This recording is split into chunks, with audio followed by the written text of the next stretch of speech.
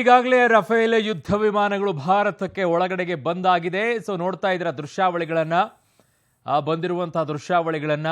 So Rafale ಯುದ್ಧ ವಿಮಾನಗಳು ಭಾರತದ ಒಳಗಡೆಗೆ ಬಂದಿದ್ದಾವೆ. ಇನ್ನೇನು ಲ್ಯಾಂಡ್ ಆಗಬೇಕು. ಭಾರತದ ಗಡಿ ಪ್ರವೇಶವನ್ನ ಮಾಡಾಗಿದೆ ಈಗ ರಫೇಲ್ಗಳು. ನೋಡೋಕೆ ಅದ್ಭುತ, ಅದೊಂದು ರೀತಿಯಾಗಿ ನೋಡೋ ಚಿತ್ತಾರಗಳು ಹೇಗಿರುತ್ತೆ ಅಂತ ಹೇಳಿ ನೋಡಿ ಅಲ್ಲಿ. ಸೊ ನೋಡೋಕೆ ಅಷ್ಟೊಂದು ಇದಾವಲ್ಲ, ಹೆಂಗೆ ಸಾರ್ ಅಂತಂದರೆ ಬರುತ್ತೆ ಮತ್ತೆ ಒಂದಿಷ್ಟು ಇರುತ್ತೆ. ಸೊ ಭಾರತದ ಬತ್ತಳಿಕೆಗೆ ಈಗ ಬರ್ತಾ ಇರೋದು ಒಟ್ಟು 7 ಕಾಣಿಸ್ಕೊಳ್ತಾ ಇದ್ದಾವೆ. ಸೊ ಅದರಲ್ಲಿ ಉಳಿದಂಥದ್ದು ಯಾವ್ಯಾವುದು ಏನು ಅಂತ ನೋಡಬೇಕು ಅದರಲ್ಲಿ. ಸೊ ರಫೇಲ್ ಅಂದರೆ ಗೇಮ್ ಚೇಂಜರ್ ಅಂತಲೇ ಕರಿತೀವಿ. ರಫೇಲ್ ಬಗ್ಗೆ ಹೇಳಬೇಕಂತಂದರೆ ಬಹಳಷ್ಟು ಇದ್ದಾವೆ ಆ ವಿಚಾರಗಳಲ್ಲಿ. ಸೊ ಅದು ಜಗತ್ತಿನಲ್ಲೇ ಅತ್ಯಾಧುನಿಕವಾಗಿರುವಂಥ ಯುದ್ಧ ವಿಮಾನ. ಅದಕ್ಕಿರುವಂಥ ಶಕ್ತಿ ಬೇರೆ ಇದ್ರ ಜೊತೆಗೆ ಕಂಪೇರ್ ಮಾಡ್ಕೊಳ್ಳೋಕ್ಕೂ ಕೂಡ ಸಾಧ್ಯ ಇಲ್ಲ. ಸೊ ಸಾಧ್ಯ ಆಗೋದೂ ಇಲ್ಲ. ತುಂಬ ಒಂದೇ ಈಗಾಗಲೇ ಹೇಳ್ತಾ ಇದ್ರು ಮುರಳಿ ಸರ್, ನಿವೃತ್ತ ಏರ್ ಮಾರ್ಷಲ್ ಸರ್ ಅವರು ಹೇಳ್ತಾ ಇದ್ರು, ಒಂದೇ ಒಂದು ಯಾವುದಾದಕ್ಕೊಂದು ಮಿಷನಿಗೆ ಹೋಗಬೇಕು ಅಂತಂದರೆ ಒಂದೇ ಫೈಟರ್ನ ಬಳಸ್ಕೊಳ್ಬೇಕಾಗತ್ತೆ. ಬಟ್ ಇದಕ್ಕೆ ಡಿಫ್ರೆಂಟ್ ಆಗಿರುವಂಥ ಮಿಷನ್ಗಳಿಗೆ ಇದನ್ನು ಬಳಸ್ಕೊಳ್ಬೋದು. ಏಕಕಾಲದಲ್ಲಿ ಡಿಫ್ರೆಂಟ್ ಆಗಿ ಟಾರ್ಗೆಟ್ಗಳನ್ನು ಮಾಡುವಂಥ ಸಾಮರ್ಥ್ಯ ಇದಕ್ಕಿದೆ ಅಂತ ಹೇಳಿ. ಸೊ ಹಾಗಾಗಿ ಇದನ್ನು ಒಂದು ರೀತಿಯಾಗಿ ಬಾಹುಬಲಿ ಅಂತಲೇ ಕರೀತಾರೆ. ಸೊ ಅದ್ರ ಬಹಳ ವರ್ಷಗಳಿಂದ ಬೇಡಿಕೆ ಇತ್ತು ವಾಯುಸೇನೆಗೆ. ಸೊ ಈಗ ಫೈನಲಿ ಬರ್ತಾ ಇದೆ ಭಾರತದ ಗಡಿ ಒಳಗಡೆಗೆ. ಸೊ ಒಂದು ರೀತಿ ಸಂಭ್ರಮದ ವಾತಾವರಣ, ಸಹಜವಾಗಿ ಸಂಭ್ರಮದ ವಾತಾವರಣ. ನಾನು ಬೆಳಗ್ಗೆಯಿಂದಲೂ ಕೂಡ ಗಮನಿಸ್ತಾ ಇದ್ದೆ ಇದಕ್ಕೋಸ್ಕರ. ಸೊ ಅಲ್ಲಿ ಅಂಬಾಲಾ ಬಳಿ, ಹರಿಯಾಣದ ಅಂಬಾಲಾ ಬಳಿ ಏನಿದೆ ಅಲ್ಲಿ ಯಾವುದು ಇದು ಲ್ಯಾಂಡ್ ಆಗುತ್ತೆ ಅಲ್ಲಿ. ಸೊ ಅಲ್ಲಿ ನೋಡಬೇಕಾದ್ರೆ ನಿಮಗೆ ವಾಯುನೆಲೆಯಲ್ಲಿ ಅದರ ಸುತ್ತಮುತ್ತಲಿರುವಂಥ ಜನ ಎಲ್ಲ ಟೆರೆಸ್ ಮೇಲೆ ಹತ್ಕೊಂಡು ನಿಂತಿದ್ರು, ಎಲ್ಲಿ ಬೆಳಗ್ಗೆ ಬಂದುಬಿಡುತ್ತಾ ಅಂತ ಹೇಳಿ. ಸೊ ಬೆಳಗ್ಗೆ ಹತ್ಬಿಟ್ಟು ನಾವು ಅದಕ್ಕೆ ಬರೋದಕ್ಕೋಸ್ಕರ ಕಾಯ್ತಾ ಇದ್ದೀವಿ ಅಂತ ಹೇಳಿ ಹೇಳ್ತಾ ಇದ್ರು. ಅದನ್ನು ಕೇಳಬೇಕಾದ್ರೆ ಒಂಥರ ಮೈ ರೋಮಾಂಚನಕ್ಕೆ ಬಂದುಬಿಡುತ್ತೆ. ಎಷ್ಟೊಂದು ಉತ್ಸಾಹ ಇರುತ್ತೆ, ಎಷ್ಟೊಂದು ಆಸೆ ಇರುತ್ತೆ ಅದನ್ನು ನೋಡಬೇಕು ಅನ್ನೋದು ಅಂತ ಹೇಳಿ. ಸೊ ಸುಮ್ಮನೆನಾ ರಫೇಲ್ ಅಂತ ಹೇಳಿ ಬರಬೇಕಾದ್ರೆ, ಸೊ ರಫೇಲ್ ಯುದ್ಧ ವಿಮಾನ ಈಗ ಆಗಮಿಸ್ತಾ ಇರಬೇಕಾದ್ರೆ ಅದನ್ನು ನೋಡೋಕ್ಕೆ ಜನ ಕಾತುರದಿಂದ ಕಾಯ್ತಾ ಇದ್ದಾರೆ. ಎಲ್ಲರೂ ಕೂಡ, ಇಡೀ ದೇಶನೇ ಈ ಕಡೆ ಚಿತ್ತ ಹರಿಸ್ತಾ ಇದೆ. ನಮ್ಮ ದೇಶ ಅಷ್ಟೇ ಅಲ್ಲ, ಬೇರೆ ದೇಶಗಳು ಕೂಡ ಈಗ ನೋಡ್ಕೊಳ್ತಾ ಇದ್ದಾವೆ. ಕಾರಣ ಭಾರತ ರಫೇಲ್ ಯುದ್ಧ ವಿಮಾನವನ್ನು ತರಿಸ್ಕೊಳ್ತಾ ಇರೋದು. ಕೆಲವು ರಾಷ್ಟ್ರಗಳು ಮಾತ್ರ ಇದನ್ನು ತರಿಸ್ಕೊಂಡಿದ್ದಾವೆ. ಕಾರಣ ಈ ಯುದ್ಧ ವಿಮಾನ ಈಗಾಗಲೇ ಹಲವು ಯುದ್ಧಗಳಲ್ಲಿ ಅದನ್ನು ಬಳಸ್ಕೊಳ್ಳಲಾಗಿದೆ. ಸಿರಿಯಾದಲ್ಲಾಗಿರ್ಬೋದು, ಅಫ್ಘಾನಿಸ್ತಾನದಲ್ಲಾಗಿರ್ಬೋದು, ಅಲ್ಲೆಲ್ಲ ಕೂಡ ಇದನ್ನು ಬಳಕೆ ಮಾಡಿ ಆಗಿದೆ. ಸೊ ಅದರ ಸಾಮರ್ಥ್ಯ ಏನು, ಅದರದ್ದು ಕೆಪಾಸಿಟಿ ಏನು ಅನ್ನೋದು ಗೊತ್ತಿದೆ ಅವರಿಗೆ, ಸಾಮರ್ಥ್ಯ ಯಾವ ಮಟ್ಟಕ್ಕಿದೆ ಅಂತ ಹೇಳಿ. ಸೊ ಹೇಗೆಲ್ಲ ಇದನ್ನು ಬಳಸ್ಕೊಳ್ಬಹುದು ಅಂತೇಳಿ. ಹಾಗಾಗಿ ಬೇರೆ ಬೇರೆ ದೇಶಗಳು ಇದನ್ನು ಕಳಿಸ್ಕೊಂಡು ಪರ್ಚೇಸ್ ಮಾಡೋದು. ಸೊ ಭಾರತ ಕೂಡ ಇದಕ್ಕೆ 36 ರಫೇಲ್ ಯುದ್ಧ ವಿಮಾನಗಳಿಗೆ ಹೇಳ್ತು. ಅದರಲ್ಲಿ ಈಗ 5 ಯುದ್ಧ ವಿಮಾನಗಳು ಬರ್ತಾ ಇದೆ. ಒಟ್ಟು 36ರಲ್ಲಿ ನಿಮಗೆ ಒಟ್ಟು 30 ಯುದ್ಧ ವಿಮಾನಗಳು ನಿಮಗೆ ಸಿಗುವಂಥದ್ದು ಫೈಟರ್ ಜೆಟ್ಗಳಾಗಿ ಸಿಗುತ್ತೆ, 6 ತರಬೇತಿ ಜೆಟ್ಗಳಾಗಿ ಸಿಗುತ್ತೆ. ಸೊ ಒಟ್ಟು ನಮ್ಮ ಹತ್ರ 36 ಬರಬೇಕು. ಈಗಾಗಲೇ 5 ಬರ್ತಾ ಇದ್ದಾವೆ. ಸೊ ಒಂದಿಷ್ಟು ಶಕ್ತಿಯನ್ನು ತುಂಬುವಂಥ ಕೆಲಸ. ಬಟ್ 5 ಸಾಕಾ? ಸದ್ಯಕ್ಕೆ ಈಗ ಸಾಕಾ ಅಂತ ಅನಿಸ್ತಾ ಇದೆ. ಇನ್ನು ಬರೋಕ್ಕೆ ಇನ್ನೂ ಟೈಮ್ ಬೇಕು. ಅವ್ರು ಹೇಳಿರೋ ಪ್ರಕಾರ 2021 ಫೆಬ್ರವರಿ ಅಷ್ಟೊತ್ತಿಗೆ ಎಲ್ಲವನ್ನ ಕೊಡ್ತೀವಿ ಅಂತ ಹೇಳಿದ್ದಾರೆ. ಸೊ ಹಾಗಾಗಿ ಸಾಧ್ಯ ಆಗುತ್ತಾ ನೋಡಬೇಕು. ಕಾರಣ ಈಗ 10 ರೆಡಿ ಇದಾವೆ ಅಂತೆ ಅವ್ರ ಹತ್ರ. ಸೊ ಅಲ್ಲಿ ಯಾರದನ್ನು ರೆಡಿ ಮಾಡ್ತಾ ಇದ್ದಾರೆ ಅವರು, ಡೆಸಾಲ್ಟ್ ಏವಿಯೇಷನ್ ಅಂತ ಏನು ಕಂಪ್ನಿ ಇದೆ, 10 ರೆಡಿ ಮಾಡಿದ್ದಾರೆ. 5 ಎಲ್ಲವೂ ಕೂಡ ಪ್ರಾಯೋಗಿಕವಾಗಿ ಪರೀಕ್ಷೆಗಳು ಕೂಡ ನಡೆಸಿ ಆಗಿದೆ. ಸೊ ಫೈನಲ್ ಆಗಿದೆ ಅಂತ ಹೇಳಿ 5 ಕೊಟ್ಟು ಕಳಿಸಿದ್ದಾರೆ. ಇನ್ನೂ 5 ಪರೀಕ್ಷೆ ನಡೀತಾ ಇದೆ. ಸೊ ಪ್ರಾಯೋಗಿಕ ಪರೀಕ್ಷೆಗಳು ಎಲ್ಲವೂ ಕೂಡ ಆದ ನಂತರ ಅವನ್ನ 5 ಕಳಿಸ್ಕೊಡ್ತಾರೆ. ಸೊ ಮೋಸ್ಟ್ಲಿ ಇನ್ನೊಂದು ತಿಂಗಳಲ್ಲಿ 2 ತಿಂಗಳಲ್ಲಿ ಮೋಸ್ಟ್ಲಿ ಅದರ ಪರೀಕ್ಷೆಗಳು ಕೂಡ ಆದ ನಂತರ 5 ನಮ್ಮ ಜಾಯ್ನ್ ಆಗ್ಬೋದು. ಒಟ್ಟು ಇನ್ನು 1 ತಿಂಗಳು 1.5 ತಿಂಗಳಲ್ಲಿ 10 ನಮ್ಮ ಹತ್ರ ಆಗಬಹುದು ರಫೇಲ್ ಯುದ್ಧ ವಿಮಾನಗಳು. ನೋಡ್ತಾ ಇದ್ರ ದೃಶ್ಯಾವಳಿಗಳನ್ನ. ಇನ್ನೊಬ್ಬರು ನಮ್ಮ ಜೊತೆಗೆ ಜಾಯ್ನ್ ಆಗಿದ್ದಾರೆ, ಮುರಳೀಧರ್ ಸರ್. ಹಾಗೆ ನಮ್ಮ ಜೊತೆಗೆ ಸಂಪರ್ಕದಲ್ಲಿರಿ. ಇನ್ನೊಬ್ಬರು ನಮ್ಮ ಜೊತೆಗೆ ನಿವೃತ್ತ ವಾಯುಸೇನಾ ಅಧಿಕಾರಿ ಆಗಿರುವಂತಹ ಮೋಹನ್ ಕಿತ್ಳೆ ಸರ್ ನಮ್ಮ ಜೊತೆಗೆ ಜಾಯ್ನ್ ಆಗಿದ್ದಾರೆ. ಸರ್ ನಮಸ್ತೆ. ಸರ್ ನಮಸ್ತೆ. ನಮಸ್ತೆ ಮೋಹನ್ ಸರ್, ಹೇಗಿದ್ದೀರಾ? ಹಲೋ, ಕೇಳಿಸ್ತಾ ಇದೆಯಾ ಸರ್? ಚೆನ್ನಾಗಿದ್ದೇನೆ ಸರ್, ನೀವು? ಚೆನ್ನಾಗಿದೆ. ಇವತ್ತು ಕೇಳಿಸ್ತದೆ. ಒಂದ್ ರೀತಿಯಾಗಿ ವಾಯುಸೇನೆಗೆ ಹಬ್ಬದ ವಾತಾವರಣ, ಇಡೀ ದೇಶನೇ ಹಬ್ಬದ ವಾತಾವರಣ ಇವತ್ತು, ಸಂಭ್ರಮಿಸಬೇಕಾಗಿರುವಂತ ದಿನ. ಸೊ ನಿಮ್ಮ ಮೊದಲನೆಯ ಮಾತನ್ನ ಕೇಳಕ್ ಬಯಸ್ತಾ ಇದ್ದೀನಿ. ಇದು ನೋಡಿ, ಅಪ್ನಾ ಟೈಮ್ ಆಯೇಗಾ ಅಂತ ಹೇಳಿ ಹಿಂದಿಲಿ ಅಂತಾರೆ. ಸುಮಾರು ಎಲ್ಲ ಚರ್ಚೆಗಳಾಗಿ ಅದರಂತ ಒಂದು ಚುನಾವಣೆ ಆಗಿ, ಆ ಚುನಾವಣೆಯಲ್ಲಿ ಅವರು ಮಾಡಿದ ಆಪಾದನೆ, ಇವರು ಮಾಡಿದ ಆಪಾದನೆ, ಚೋರು ಆದಿದು ಮಾಡಿ ಒಂದು ಸ್ಟ್ರಾಂಗೆಸ್ಟ್ ಡೆಮಾಕ್ರಸಿ ಆರ್ಸ್ ಬಂದು ಅದರ ಕಮಿಟ್ಮೆಂಟ್ ತಗೊಂಡು ಈ ಕೊನೆಗೆ 5 ಡೆಸಾಲ್ಟ್ ಕಂಪನಿಯ ಏರ್ಕ್ರಾಫ್ಟ್ಗಳು ನಮ್ಮಲ್ಲಿ ಬರ್ತಾ ಇದ್ದಾವೆ. ಇದು ಸಂಭ್ರಮದ ಸಂಗತಿ ಅಷ್ಟೇನೇ ಇಲ್ಲ. ಚೂಪೆ ದೇಖೋ ಪೂಚ್ ಅಂತ ಹೇಳ್ತಾರಲ್ಲ, ಹಂಗೆ ಚೈನಾಕ್ಕೆ ಮತ್ತೆ ಪಾಕಿಸ್ತಾನಿಗೆ ಮುಟ್ ನೋಡೋಂಗಾಗಿದೆ. 2 ದೇಶಗಳು ಮತ್ತೊಂದು ರಾಜಕೀಯ ಪಕ್ಷಕ್ಕೆ ಇವತ್ತು ತುಂಬ ದುಃಖದ ಕ್ಷಣ ಅಂತ ಆಸ್ ಎ ಫೌಜಿ ನಂಗೆ ಅನಿಸ್ತಾ ಇದೆ. ಯಾಕಂದ್ರೆ ಎಷ್ಟೆಲ್ಲ ರಾಜಕಾರಣ ಆಯಿತು, ಏನೇನೋ ಆಯಿತು, HAL ಅಂದ್ರು, ಅದಂದ್ರು, ಇದಂದ್ರು, ಕಡೆಗೂ ಈಗ ಸುಖೋಯ್ ವಿಮಾನಗಳು ಅದನ್ನು ಎಸ್ಕಾಟ್ ಮಾಡ್ತಾ ಇದ್ದಾವೆ. ನಂತರ ಅದನ್ನು ಈಗ ಲ್ಯಾಂಡ್ ಆಗ್ತಾ ಇದೆ. ಅಲ್ ದಫ್ರಾ ಏರ್ಕ್ರಾಫ್ಟ್ ಏರ್ ಬೇಸಿಂದ ಅದು ಟೇಕ್ ಆಫು ಆಯಿತು. ಈಗ ಇಂಡಿಯನ್ ಟೆರಿಟರಿ ಒಳಗೆ ಬಂದಾಗ ಒಂದು ವಾರ್ಶಿಪ್ ಅದನ್ನು ವೆಲ್ಕಮ್ ಮಾಡಿದೆ. ಗ್ರೇಟ್ ಹಂಟಿಂಗ್ ಅಂತಾನು ಹೇಳ್ತಾ ಇದೆ. ಹೀಗಾಗಿ ಇದರಲ್ಲಿ ಆಸ್ ಎ ಡಿಫೆನ್ಸ್ ಎಕ್ಸ್ಪರ್ಟ್ ಮತ್ತು as A defence X serviceman ನನ್ನಕ್ಕಿಂತ ಇಡೀ ಭಾರತದ 130 ಕೋಟಿ ಜನರಿಗೆ ಇದು ಸಂತೋಷದ ಕ್ಷಣ, ಇದೊಂದು ಸಂಭ್ರಮದ ಕ್ಷಣ. ಇಂಥ ಸಂಭ್ರಮದ ಕ್ಷಣಗಳು ಇನ್ನೂ ಕೂಡ ಈ ತಿಂಗಳಲ್ಲಿ ಬರ್ತಾನೇ ಇರ್ತಾವೆ, ಇನ್ನು ಬಂದು ಬರ್ತವೆ. ಆದರೆ ಇದೊಂದೇನು ಇದೆಯಲ್ಲ, ಇದು ತುಂಬಾ ಸಂತೋಷದ ಕ್ಷಣ ಅಂತ ಅರುಣ್ ನಾ ಹೇಳ್ಬೋದು. ಎಸ್ ಮುರಳಿ ಸರ್, ನಾನು ಆ ದೃಶ್ಯವನ್ನ ನೋಡ್ತಾ ಇದೀವಿ Murali sir. Arun yes please go ಒಂದೇ ನಿಮಿಷ ಕೊಡಿ ನಂಗೆ, ಪ್ಲೀಸ್ ಗೋ ಒಂದ್ ನಿಮಿಷ ಕೊಡಿ. Please go head sir. ನೀವು ಅದನ್ನ ಸ್ಕ್ರೀನ್ ಅಲ್ಲಿ ಏನ್ ತೋರಿಸ್ತಾ ಇದ್ದಾರೆ ಅದನ್ನ ನೋಡಿ ಅರುಣ್. ಈ ತರ ದೃಶ್ಯ ನಮ್ ದೇಶದಲ್ಲಿ ಯಾವತ್ತೂ ಆಗಿಲ್ಲ. ಅದ್ಭುತವಾಗಿದೆ ಅವಾಗ ದೃಶ್ಯಗಳು. ಅಲ್ಲ, 5 ರಫಾಲ್ ನ 2 Su-30 ಎಸ್ಕಾರ್ಟ್ ಮಾಡ್ತಾ ಇದೆ. ಈ ತರ ದೃಶ್ಯ ಈ ನಮ್ ದೇಶದ ಇತಿಹಾಸದಲ್ಲೇ ಮೊದಲನೇ ಸರಿ ಆಗ್ತಾ ಇರೋದು. ಅದನ್ನ ನೋಡಿ. ಆಮೇಲೆ ಮುಂದೆ ಬರ್ತಾ ಇರೋ ಏರ್ಕ್ರಾಫ್ಟ್, ಮೊದಲನೇ ಏರ್ಕ್ರಾಫ್ಟ್ ನೀವು ತೋರಿಸ್ತಾ ಇದ್ದಾರಲ್ಲ, ಅದು ಗ್ರೂಪ್ ಕ್ಯಾಪ್ಟನ್ ಹರ್ಕೀರತ್ ಸಿಂಗ್ ಅವರು. He is the arrow leader. ಇದನ್ನ ಅವರು ಆರೋ ಫಾರ್ಮೇಶನ್ ಅಲ್ಲಿ ಬರ್ತಾ ಇದ್ದಾರೆ. ಅವ್ರ ಸ್ಕ್ವಾಡ್ರನ್ ಹೆಸರು ಗೋಲ್ಡನ್ ಆರೋಸ್. ಅರುಣ್, ಇಂತಹ ಅದ್ಭುತ ದೃಶ್ಯ ನಾನಂತೂ ನನ್ನ ಹುಟ್ಟಲ್ನ ನೋಡೇ ಇಲ್ಲ. ಸೊ ಹಿಂಭಾಗದಲ್ಲಿರುವಂತ 2 ಏರಿದಾವಲ್ಲ ಸರ್, ಸುಖೋಯ್ ಅಲ್ವಾ ಸರ್? 2 ಸುಖಾಯಿ ಎಸ್ಕಾರ್ಟ್ ಮಾಡ್ತಾ ಇದೆ ಅಂಬಾಲಾಗೆ ಇದನ್ನ 5 ರಫಾಲ್ ನ. ಇದನ್ನ ಇಂಥ ಅದ್ಭುತವಾದಂತ ಇದನ್ನ ದೃಶ್ಯನ ನೋಡೇ ಇಲ್ಲ. ಇದು ಸುಖಾಯಿ ಎಸ್ಕಾರ್ಟ್ ಮಾಡ್ತಾ ಇರೋದು. ವೆಲ್ಕಮ್ ಅದು ಇದಕ್ಕೆ, ನಮ್ಮ ರಫಾಲ್ಸ್ಗೆ. ಆಮೇಲೆ ನೋಡಿ ಆ ಫಾರ್ಮೇಶನ್, ಆರೋ ಫಾರ್ಮೇಶನ್ 5 ರಫಾಲ್ದು. ಅದರಲ್ಲಿ ಮುಂದೆ ಆರೋ ಹೆಡ್ ಇವರು ಆರೋ ಲೀಡರ್ ಗ್ರೂಪ್ ಕ್ಯಾಪ್ಟನ್ ಹರ್ಕೀರತ್ ಸಿಂಗ್ ಅವರು ನಮ್ಮ 17th ಸ್ಕ್ವಾಡ್ ಕಮಾಂಡರ್ ಆಗಿ ನಿಯುಕ್ತ ಆಗಿದ್ದಾರೆ. ಇಂಥ ದೃಶ್ಯ ನೋಡ್ಬೇಕಾದ್ರೆ ನಿಜವಾಗ್ಲೂ ಕಣ್ಣು ಹಬ್ಬ. ಒಂದು ಪ್ರಶ್ನೆ ಕೇಳ್ತೀನಿ ಮುರಳಿ ಸರ್, ನೀವು ಅದನ್ನ ಹೇಳಿ. ನಮ್ಮ ಜನಕ್ಕೆ ತುಂಬಾ ಜನ ಕೇಳ್ತಾ ಇದ್ರು, ನಾನು ಅವ್ರಿಗೆ ಹೇಳಿ ಸಾಕಾಯ್ತು. ಯಾಕೆ ಇಷ್ಟೊಂದು ಸಂಭ್ರಮ ಪಡಬೇಕಿದ್ರಲ್ಲಿ? ಏನ್ ಅಂತ ದೊಡ್ಡದಾಗಿದೆ? ಯಾಕಂತ ಸಂಭ್ರಮ ಪಡಬೇಕು? ಒಂದು ಯುದ್ಧ ವಿಮಾನ ಬಂದ್ ಸೇರ್ಕೊಳ್ತಾ ಇದೆ ವಾಯುಸೇನೆಗೆ, ಅದರಲ್ಲಿ ಯಾಕೆ ಇಷ್ಟೊಂದೆಲ್ಲ ನೀವು ತೋರಿಸ್ಬೇಕು? ಅದಕ್ಕೆ ಯಾಕೆ ಇಷ್ಟೊಂದು ಮಾಡ್ಬೇಕು ಅಂತ ಹೇಳಿ ಏನ್ ಹೇಳಕ್ ಬಯಸ್ತೀರಾ ಅಂತವರಿಗೆ ಸರ್? ಅಲ್ಲ ನೋಡಿ, ಸಂಭ್ರಮಕ್ಕಿಂತ ನಮ್ಮ ಕೇಪಬಿಲಿಟಿ, ನಮ್ಮ ಕಾಂಬ್ಯಾಟ್ ಪೊಟೆನ್ಷಿಯಲ್, ನಮ್ಮ ಕೇಪಬಿಲಿಟಿ ಜಾಸ್ತಿ ಆಯ್ತು ಅನ್ನೋ ಇದು ಮಾತು ಉತ್ತಮ. ಸಂಭ್ರಮ ಅಂದ್ರೆ ನಿಜವಾಗ್ಲೂ ನಾವು ಎದ್ದು ಕುಣಿದಾಡುವಂತಹ ಏನು ಪರಿಸ್ಥಿತಿ ಬಂದಿಲ್ಲ. ಆದ್ರೆ ನಮ್ಗೆ ಎಷ್ಟೋ ವರ್ಷದಿಂದ ನಮ್ಗೆ ಸರಿಯಾದ ಒಂದು ಯುದ್ಧ ವಿಮಾನ ನಮ್ಮ ಏರ್ ಫೋರ್ಸ್ಗೆ ಸೇರ್ಕೊಳ್ಳಿಲ್ಲ. ಆಮೇಲೆ ಇವತ್ತು ನಮ್ಮ ಸ್ಥಿತಿ ಏನಾಗಿದೆ ಅಂದ್ರೆ 42 ಆಥರೈಸ್ಡ್ ಸ್ಕ್ವಾಡ್ ನಲ್ಲಿ ನಾವು 30 ಬಂದಿಳಿದಿದ್ದೀವಿ. ನಾವು ನಮ್ಮ ಕಾಂಬ್ಯಾಟ್ ಪೊಟೆನ್ಷಿಯಲ್ ನ ಜಾಸ್ತಿ ಮಾಡ್ಕೋಬೇಕು. ಇವತ್ತು ಇಷ್ಟ ದಿವಸ ನಾವು ಬರೇ ಇದನ್ನ ಅಡ್ವರ್ಸರಿ ವಿಷಯ ಯೋಚನೆ ಮಾಡ್ತಾ ಇದ್ವಿ. ಇವತ್ತು 2, ಆಮೇಲೆ 2 ಇಂದ 2.5 ಆಗಿದೆ. 2.5 ಅಂದ್ರೆ ಅರ್ಧ ಇದನ್ನ ಟೆರರಿಸ್ಟ್ ಇದು ತೊಂದರೆ ಮಿನೇಸು. ಸೊ ನಮಗೆ 2 ಕಡೆಯಿಂದ, ಉತ್ತರ ದಿಕ್ಕಿನಿಂದ ಪೂರ್ವ ದಿಕ್ಕಿನಿಂದ 2 ಕಡೆ ತೊಂದರೆಗಳು ಶುರುವಾಗಿದೆ. ಅದನ್ನ ನಾವು ಎದುರಿಸಬೇಕಾದ್ರೆ ನಮಗೆ ನಮ್ಮ ಇದನ್ನ ನಂಬರ್ಸ್ ಚೆನ್ನಾಗಿರ್ಬೇಕು. ನಮ್ಮ ಏರ್ ಫೋರ್ಸ್, ನಮ್ಮ ವಾಯುಸೇನೆ ಈಸ್ಟ್ ಅಲ್ಲೂ ಅಷ್ಟೇ ಬಲಿಷ್ಠವಾಗಿರ್ಬೇಕು, ಆಮೇಲೆ ನಾರ್ತ್ ಅಲ್ಲೂ ಅಷ್ಟೇ ಬಲಿಷ್ಠವಾಗಿರ್ಬೇಕು. ಅದಕ್ಕೆ ರಫಾಲ್ಗೆ ನಾವು ಇಷ್ಟೊಂದು ಪ್ರಾಮುಖ್ಯತೆ ಕೊಡ್ತಾ ಇದ್ವಿ. ಆಮೇಲೆ ರಫಾಲ್ ವಿಷಯ ನೋಡಿ, ಇದನ್ನ ದುರದೃಷ್ಟವಶಾತ್ ಇದನ್ನ ಈ ರಾಜಕೀಯದಲ್ಲಿ ಸಿಕ್ಕಾಕೊಂಡ್ಬಿಡ್ತು. ರಾಜಕಾರಣಗಳ ಜಗಳದಿಂದ ತುಂಬಾನೇ ಅದಕ್ಕೆ ಪಬ್ಲಿಸಿಟಿ ಸಿಕ್ತು. ಗುಡ್ ಪಬ್ಲಿಸಿಟಿನೋ ಬ್ಯಾಡ್ ಪಬ್ಲಿಸಿಟಿನೋ ನಿಜವಾಗ್ಲೂ ಅದು ಹೇಳೋದು ಕಷ್ಟ. ಆದ್ದರಿಂದ ಎಲ್ಲಾರ್ಗು ರಫಾಲ್ ಅಂದ್ರೆ ಬಹಳ ಒಂಥರ ಕುತೂಹಲ, ಎಲ್ಲಾರನ್ನು ಕಣ್ಬಿಟ್ಟು ನೋಡ್ತಾ ಇದ್ದಾರೆ. ಆದ್ರೆ ಏನ್ ಬೇಕಾಗಿರ್ಲಿ, ನೀವು ತೋರಿಸ್ತಾ ಇದ್ದೀರಿ ನೋಡಿ, ಇಷ್ಟೊತ್ತನು ನಮ್ಮ ಇದರಿಂದ ಬಾಂಬೆಯಿಂದ ಅಂಬಾಲಾಗೆ ಬರ್ತಾ ಇರೋದು 2 Su-30 ಎಸ್ಕಾರ್ಟ್ ಮಾಡ್ತಾ ಇರೋದನ್ನ ಆರೋ ಫಾರ್ಮೇಶನ್ ಅಲ್ಲಿ, ನನಗಷ್ಟೇ ಸಾಕು.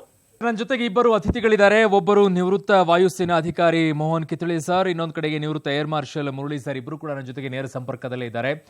ಇಬ್ಬರಿಗೂ ಕೂಡ ಮತ್ತೊಮ್ಮೆ ವೆಲ್ಕಮ್. ಮುರಳಿ ಸರ್, 1 ನಿಮಿಷ ನೀವು ಹಾಗೆ ಇರ್ತೀರಾ ಸರ್? ಎಲ್ಲ ಹೋಗ್ಬೇಕು ಅಂತ ಬಯಸ್ತಾ ಇದ್ರಿ, ಅದಕ್ಕೆ ಕೇಳ್ಬಿಡ್ತೀನಿ ನಿಮ್ಗೆ ಕೊನೆಯದಾಗಿ. ಸೊ ವಾಯುಸೇನೆಗೆ, Mohan sir please hold on sir 1 ನಿಮಿಷ.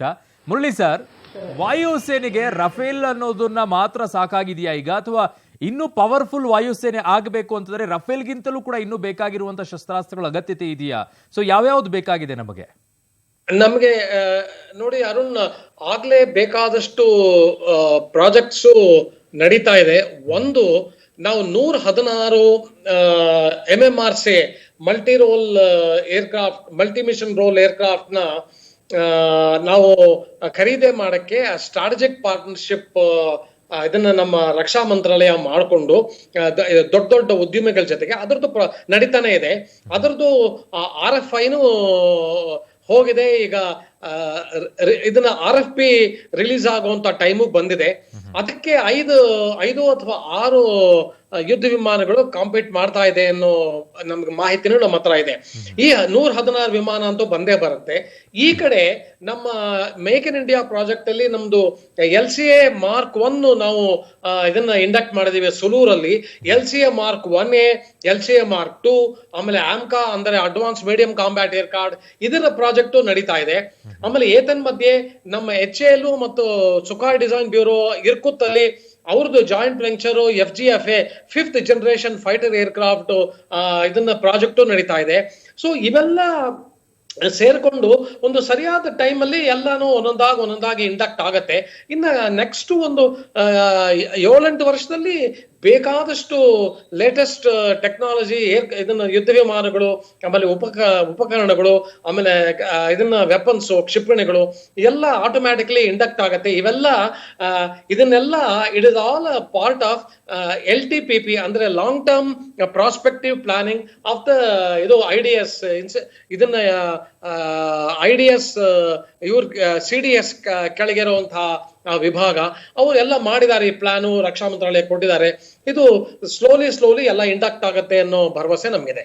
ಓಕೆ ಮೋಹನ್ ಸರ್, ನಾನು ಇವತ್ತು ಬೆಳಗ್ಗೆಯಿಂದ ನೋಡ್ತಾ ಇದ್ದೆ, ಅದು ಅಂಬಾಲಾ ಬಳಿ ಲ್ಯಾಂಡ್ ಆಗುತ್ತೆ ಅಂತ ತಕ್ಷಣ ಸುತ್ತಮುತ್ತಲಿರುವಂಥ ಜನ ಎಲ್ಲ ಟೆರೆಸ್ ಮೇಲೆ ಹತ್ಬಿಟ್ಟು ಯಾವಾಗ ಬರುತ್ತೋ ಅಂತ ನೋಡ್ಕೊಂಡು ಕಾಯ್ಕೊಂಡು ನಿಂತಿದ್ರು. ತುಂಬಾ ಕುತೂಹಲ, ತುಂಬಾ ಉತ್ಸಾಹದಿಂದ ನೋಡ್ಕೊಂಡಿದ್ರು ಮೋಹನ್ ಸರ್. ಸೊ ಹೀಗಿರ್ಬೇಕಾದ್ರೆ ಈಗ ಲ್ಯಾಂಡ್ ಏನೋ ಆಗುತ್ತೆ, ಆದ್ಮೇಲೆ ಮುಂದೇನು ಅನ್ನೋದು ಸಹಜವಾಗಿ ನಮಗೆ ಕುತೂಹಲ. ಏನ್ ಮಾಡ್ತಾರೆ, ಯಾವ ರೀತಿಯಾಗಿರುತ್ತೆ ಅಂತ ಮುಂದಿನ ಬೆಳವಣಿಗೆ?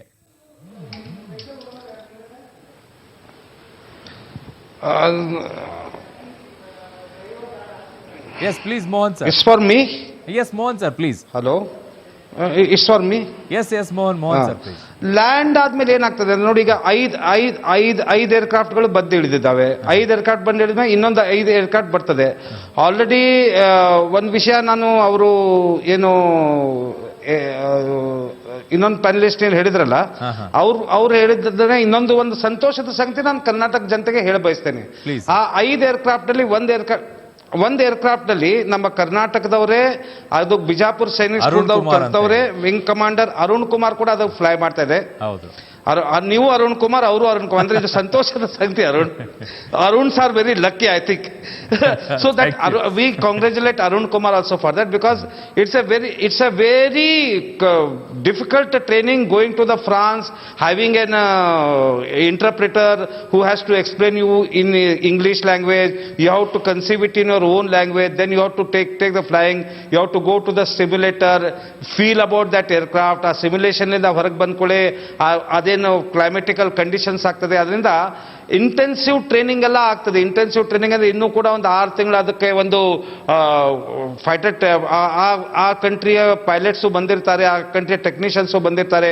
ಹಿಂಗಾಗಿ ಎಲ್ಲಿವರೆಗೂ 36 ಏರ್ಕ್ರಾಫ್ಟಿನ ಒಂದು ಸ್ಕ್ವಾಡನ್ ರೆಡಿ ಆಗೋಲ್ಲೋ ಅದಕ್ಕೆ ಸುಮಾರು ಒಂದು 6-8 ತಿಂಗಳ ಟೈಮ್ ಹಿಡಿತದೆ.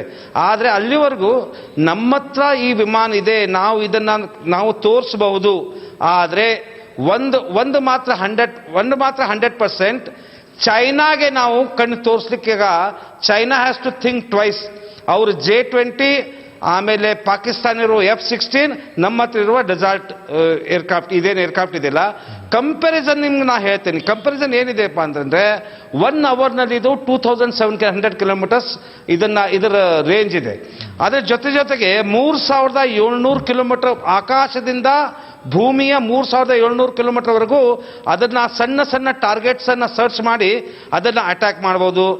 ಇದರಲ್ಲಿ 6 ಸೂಪರ್ಸೋನಿಕ್ ಕ್ರೂಸ್ ಕ್ರೂಸರ್ ಮಿಸೈಲ್ಸ್ ಅಂತೇವೆ ನಾವು ಮಿಲಿಟರಿ ಲ್ಯಾಂಗ್ವೇಜ್ ಅಲ್ಲಿ. ಆರು ಸೂಪರ್ಸೋನಿಕ್ ಕ್ರೂಸರ್ ಮಿಸೈಲ್ಗಳನ್ನ ಇದಕ್ಕೆ ಫಿಟ್ ಮಾಡಬಹುದು.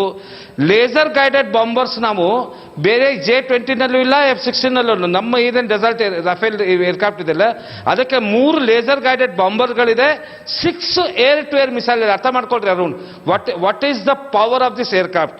ಅದ್ರ ಜೊತೆಗೆ ಇದನ್ನ ಏನ್ ನಾವು ಫ್ಲೈ ಮಾಡ್ತೇವಲ್ಲ, ಏರ್ಕ್ರಾಫ್ಟ್ ಕ್ರಾಸ್ ಆದ್ಮೇಲೆ 1 ನಿಮಿಷಕ್ಕೆ ಸೌಂಡ್ ಬರ್ತದೆ. ಅಂದ್ರೆ ಯು ಕ್ಯಾನ್ ಡಾಗ್ ಫೈಟ್ ಅಂತ ನಮ್ಮ ಡಿಫೆನ್ಸ್ ಲ್ಯಾಂಗ್ವೇಜ್ ನಲ್ಲಿ.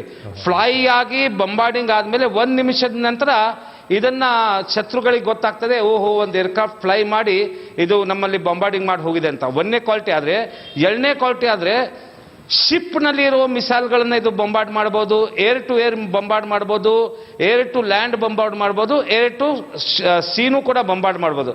ಇಂಥ ಕ್ಷಮತೆ ಉಳ್ಳ ಏರ್ಕ್ರಾಫ್ಟ್ ನಾವು ಬಂದಿರೋದ್ರಿಂದ ನಂಗೆ ಅನ್ಸಿದ ಮಟ್ಟಿಗೆ ಇದು ಒಂದು ಈಸ್ಟರ್ನ್ ಕಮಾಂಡ್ ಅಲ್ಲಿ ಹಾಸಿಮಾರ ಅಂತ ಒಂದು ಏರ್ಬೇಸ್ ಇದೆ, ಅಲ್ಲಿ ಇದನ್ನ ಒಂದು ಸ್ಕ್ವಾಡ್ರನ್ ಇಟ್ಕೋಬಹುದು. ಯಾಕಂದ್ರೆ ಹಾಸಿಮಾರ ಏರ್ ಬೇಸ್ಲಿಂದ ಚೈನಾ ಬಾರ್ಡರ್ ಈಗೇನು ಸದ್ಯ ಗಲಾಟೆ ನಡೀತಾ ಇದೆ ಅಲ್ಲ, LCA ಅವ್ರದೇನು ಆರ್ಮಿಗಳೆಲ್ಲ ನಿಂತಿದೆಲ್ಲ, 860 ಕಿಲೋಮೀಟರ್ಸ್, 950 ಕಿಲೋಮೀಟರ್ಸ್, 1600 ಕಿಲೋಮೀಟರ್ಸ್, 2200 ಕಿಲೋಮೀಟರ್ಸ್, ಇವು 4 ಬೇಸ್ಲಿಂದ ನಮ್ದು ಇದು ಇದೆ. ಹಿಂಗಿದ್ದಾಗ ನಮ್ಮ ಏರ್ ಸುಪೀರಿಯರ್ ಪವರ್ ಆದ್ಮೇಲೆ ಮಿಲಿಟರಿ ಪವರ್ ನಾವು ತೋರಿಸ್ಬೋದು. ಓಕೆ, ಈಗ 5 ಬಂದ್ ಆದ್ಮೇಲೆ ಸರ್, ಈಗ ಅಂಬಾಲಾಗ್ ಬಂದ್ ನಿಲ್ಲುತ್ತೆ ಅಲ್ಲ ಸರ್ ಮೋಹನ್ ಸರ್, ಅಂಬಾಲಾಗ್ ಬಂದ ನಂತರ ಇದನ್ನ ಏನಾದ್ರೂ ಮತ್ತೊಮ್ಮೆ ಪರೀಕ್ಷೆಗಳು ನಡೆಯುತ್ತಾ ಅಥವಾ ಟೆಸ್ಟಿಂಗ್ ನಡೆಯುತ್ತಾ ಹೇಗೆ ಅಂತ? ಇಲ್ಲ sir, it is a tested, guaranteed and ready to use aircraft ಇರೋದ್ರಿಂದ ಡಿಫ್ರೆಂಟ್ ಪೈಲಟ್ಸ್ ಗಳಿಗೆ, ಡಿಫ್ರೆಂಟ್ ಟೆಕ್ನಿಷಿಯನ್ಸ್ ಗಳಿಗೆ ಟ್ರೈನಿಂಗ್ ಕೊಡಬೇಕಾಗ್ತದೆ ಇದ್ರ ಬಗ್ಗೆ. ಇದರ ರಿಫ್ಯೂಲಿಂಗ್ ಟೆಕ್ನಾಲಜಿ, ಇದರ ಏನಾದ್ರು ಏರ್ಕ್ರಾಫ್ಟ್ ನಲ್ಲಿ ಸ್ನ್ಯಾಗ್ ಅಂತ ಕರಿತೇವೆ ನಾವು ಇಂಗ್ಲಿಷ್ ನಲ್ಲಿ. ಏರ್ಕ್ರಾಫ್ಟ್ ನಲ್ಲಿ ಸ್ನ್ಯಾಗ್ ಇದ್ರೆ ಅದು ಹೆಂಗ್ ಸರಿ ಮಾಡ್ಕೋಬೇಕು, ಮಾಡರ್ನ್ ಟೆಕ್ನಾಲಜಿಗಳು ಸುಮಾರೆಲ್ಲ ಇದೆ ಈ ಏರ್ಕ್ರಾಫ್ಟ್ ನಲ್ಲಿ. ಅದ್ರದ್ದು ಸಿಮ್ಯುಲೇಷನ್ ಟ್ರೈನಿಂಗ್ ಆಲ್ರೆಡಿ ಫ್ರಾನ್ಸ್ ನಲ್ಲಿ ನಮ್ಮ ಏರ್ಮನ್ಗಳು ಕೂಡ ಹೋಗಿದ್ರು, ಆಮೇಲೆ ಆಫೀಸರ್ಸ್ ಗಳು ಕೂಡ ಹೋಗಿದ್ರು, ಟೆಕ್ನಿಕಲ್ ಆಫೀಸರ್ಗಳು ಕೂಡ ಹೋಗಿ ಇದು ರೆಡಿ ಪೊಸಿಷನ್ ನಲ್ಲಿ ನಮ್ಗೆ ಡೆಲಿವರಿ ಮಾಡಿದ್ದು. ಆದ್ರೆ ನಾನು ಇದರಲ್ಲಿ ಒಂದು ಪೊಲಿಟಿಕಲ್ ಪ್ರಶ್ನೆ ನಿಮ್ಗೆ ನಾನು ಹೇಳ್ಬೇಕಂತಂದ್ರೆ, ಇದು HAL ಮಾಡ್ಲಿಕ್ಕೆ ಸಾಧ್ಯ ಆಗ್ತಿತ್ತಾ? I am not blaming the capacity of the HAL. HAL has produced so many of the aircrafts, but political ಪ್ರಶ್ನೆಗಳೇನು ಕೇಳ್ತಾ ಇದ್ದಾರೆ ಈಗ. ಅವ್ರು ಕೇಳ್ತಾ ಇದ್ದಾರೆ ನಾವು ಇದನ್ನ ಮಾಡಿದ್ವಿ, ನಮ್ಮಿಂದನ ಇದು ಸ್ಟಾರ್ಟ್ ಆಯ್ತಂತ ಪೊಲಿಟಿಕಲ್ ಕ್ವಶನಿಂಗ್ ಆಗ್ತದಲ್ಲ. ನಾ ಇನ್ನೂ ಕೂಡ ಹೇಳ್ತೇನೆ, I am not right wing inclined or connected to any political party. What I am thankful to the government of India is, ಅವರು ತಗೊಳ್ಕೊಂಡುವಂತ ಶಕ್ತಿ. ಇದನ್ನ ನಾವು ಮಾಡ್ತೇವೆ ಅಂದ್ರೆ ಮಾಡ್ತೇವೆ, 370 ಮುಗಿಸ್ತೇವೆ ಅಂದ್ರೆ ಮುಗಿಸ್ತೇವೆ, ಇನ್ನೊಂದು 5ನೇ ತಾರೀಕು ಏನೋ ಮಾಡ್ತೇವೆ ಅಂತಂದ್ರೆ ಮಾಡ್ತೇವೆ. ಅದೇ ತರ ನಾವು ರಫೇಲ್ ಅನ್ನ ಪರ್ಚೇಸ್ ಮಾಡ್ತೇವೆ, ಅದನ್ನ ಟ್ರೈನಿಂಗ್ ಮಾಡ್ತೇವೆ, ಆ ಸ್ಕ್ವಾಡನ್ಗಳನ್ನ ಇಲ್ಲಿ ಸ್ಥಾಪನೆ ಮಾಡ್ತಾ ಇಚ್ಛಾಶಕ್ತಿ ಇದೆಯಲ್ಲ. ಆನಂತರ ಕಂಬೈನ್ಡ್ ಡಿಫೆನ್ಸ್ ಸ್ಟಾಫ್ ಏನು ಬಿಪಿನ್ ಕುಮಾರ್ ಬಂದ ಮೇಲೆ NSA ಡೋವಾಲ್ ಇರೋದ್ರಿಂದ, ಅಮಿತ್ ಶಾ ಅವರು ಇರೋದ್ರಿಂದ, ನರೇಂದ್ರ ಮೋದಿ ಇರೋದ್ರಿಂದ, ಅವ್ರೇನು ಕೌನ್ಸಿಲ್ ಆಫ್ ಮಿನಿಸ್ಟರ್ಸ್ ನಲ್ಲಿ in spite of so many criticism they are taking the decisions ಅಲ್ಲ.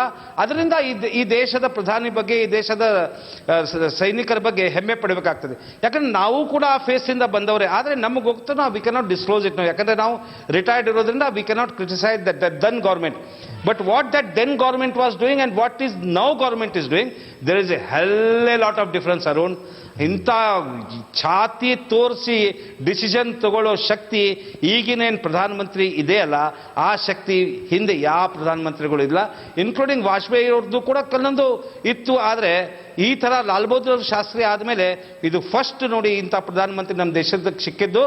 ನಮ್ಮ ಯುವಕರಿಗೂ ಕೂಡ ಹೆಮ್ಮೆ, ನಮ್ಮ ಸೈನಿಕರಿಗೂ ಕೂಡ ಹೆಮ್ಮೆ ಪಡ್ತಾರೆ ಸೈನಿಕರು. ನೋಡಿ ಎಂಥ ವೆಲ್ಕಮ್ ಇದು. 5 aircrafts are coming, 2 aircrafts are escorting, people are standing on the road. There are ಅವ್ರು ತಮ್ಮ ಖರ್ಚದಿಂದ ಮಾಡ್ತಾರೆ. ನೋ ಬಡಿ ಇಸ್ ಟೆಲಿಂಗ್ ದಮ್ ಟು. ಈಗ ಅರುಣ್ ಅವ್ರು ಈ ಕಾರ್ಯಕ್ರಮ ಮಾಡಬೇಕಂತಂದ್ರೆ nobody has told him to do it. There are many ಧಾರಾವಾಹಿ ಸೀರಿಯಲ್ಸ್ಗಳು ಇರ್ತಾವೆ ನಿಮ್ಗೆ, ಇವತ್ತು ಅಡ್ವರ್ಟೈಸ್ಮೆಂಟ್ ಸ್ಪಾನ್ಸರ್ಡ್ ಕಾರ್ಯಕ್ರಮ ಅವೆಲ್ಲ ಬಿಟ್ಟು ನೀವು ಮಾಡ್ತಾ ಇದ್ದಾರೆ. ಯಾಕೆ ಮಾಡ್ತಾ ಇದ್ದಾರೆ ಹೇಳಿ? This is the nation with a strong capability. The change which have took place after 2014 till now, ಅನ್ಗಿನತವಾಗಿ ಚೇಂಜ್ಗಳು ಆಗ್ತಾ ಇವೆ. ಅದರದೊಂದು ಪ್ರತಿರೂಪ ಅಂತಂದ್ರೆ ಇವತ್ತು 5 ಈ ಡೆಸಾಲ್ಟ್ ರೈಫಲ್ಸ್ ಏನ್ ಬಂದ್ವಲ್ಲ, ಅದನ್ನ ನಂಗೆ ಅನಿಸ್ತದೆ ಆ ತರ ಆಗಿರ್ಬೋದು ಅಂತ. ಇಡೀ ಜನ ಹೆಂಗ್ ಕಾಯ್ತಾ ಇರ್ತಾರಲ್ಲ ಸರ್ ಈ ವಿಚಾರದಲ್ಲಿ, ನಾನು ನೋಡ್ಬೇಕು ಅಂತ ಹೇಳಿ, ನೋಡೋಕೆ ಒಂದು ಕ್ಷಣ ಅಷ್ಟೇ, ಅದು ಹಿಂಗ್ ಹೋಗ್ಬಿಡುತ್ತೆ, ಅದನ್ನ ನೋಡ್ಲೇಬೇಕು ಅಂತ ಹೇಳಿ ಬೆಳಗ್ಗೆಯಿಂದಲೂ ಕೂಡ ಕಾದು ಕೂತಿದ್ದಾರೆ. ನಾನು ಅಂಬಾಲಾದಲ್ಲಿ ದೃಶ್ಯಾವಳಿಗಳು ನೋಡ್ತಾ ಇದ್ದೆ ಬೆಳಗ್ಗೆಯಿಂದಲೂ ಕೂಡ ರಾಷ್ಟ್ರೀಯ ಸುದ್ದಿವಾಹಿನಿಗಳಲ್ಲಿ. ಸೊ ಅದ್ಭುತವಾಗಿ ಜನ ಹಾಗೆ ಇಡೀ ಮನೆ ಮೇಲೆಲ್ಲ ಟೆರೆಸ್ ಮೇಲೆ ಹತ್ಬಿಟ್ಟು ಯಾವಾಗ ಬರುತ್ತೋ ಅಂತ ಕಾಯ್ತಾನೆ ಇದ್ದಾರೆ ಸರ್, ಅದನ್ನ ಆ ಕ್ಷಣಕ್ಕೋಸ್ಕರ. ನೋಡುವ ದೃಷ್ಟಿ ಚೇಂಜ್ ಆಗಿದೆ ಅರುಣ್. ಈಗ ಡಿಫೆನ್ಸ್ ಹತ್ರ ನೋಡುವ ದೃಷ್ಟಿ ಆಫ್ಟರ್ ಅಭಿನಂದನ್ ಇನ್ಸಿಡೆಂಟ್ ಆದ್ಮೇಲೆ, ಬಾಲಾಕೋಟ್ ಇನ್ಸಿಡೆಂಟ್ ಆದ್ಮೇಲೆ, ನಾವೇನು ಏರ್ ಸ್ಟ್ರೈಕ್ ಮಾಡಿದ್ವಲ್ಲ, there is a vast difference in looking at the defence personnels. ಒಂದು ಇನ್ಸಿಡೆಂಟ್ಸ್ ನಿಮ್ಗೆ ಹೇಳ್ತೀನಿ. ಬೆಳಗಾವ್ನಲ್ಲಿ ಒಂದು ಇನ್ಫೆಂಟ್ರಿ ಇದೆ, ಮರಾಠಾ ಲೈಟ್ ಇನ್ಫೆಂಟ್ರಿ. ಆ ಮರಾಠಾ ಲೈಟ್ ಇನ್ಫೆಂಟ್ರಿ ಒಂದು ಸ್ಪೆಷಲ್ ಟ್ರೈನ್ ಆಗಿ ಅಲ್ಲಿ ಗಲ್ವಾನ್ ವ್ಯಾಲಿ ಹತ್ರ ಒಂದು ಡಿಫೆನ್ಸ್ ಫಾರ್ವರ್ಡ್ ಪೋಸ್ಟಿಗೆ ಕಳಿಸ್ಬೇಕಾಗಿತ್ತು. ನಾನು ಯಾರೋ ನಮ್ಮ ಸ್ನೇಹಿತನ ಬಿಡ್ಲಿಕ್ಕೇನೋ ಏನೋ ಕೆಲ್ಸಕ್ಕೆ ನಾನು ಬೆಳಗಾವಿ ಸ್ಟೇಷನ್ ಹೋದಾಗ ಅರುಣ್ ಒಂದೇ ನಿಮಿಷ ನಾನು ಹೋಲ್ಡ್ ಮಾಡ್ತೀನಿ, ಮೋಹನ್ ಕಿತ್ತಳೆ ಸರ್, ಒಂದೇ ನಿಮಿಷ ಹೋಲ್ಡ್ ಮಾಡ್ತೀನಿ.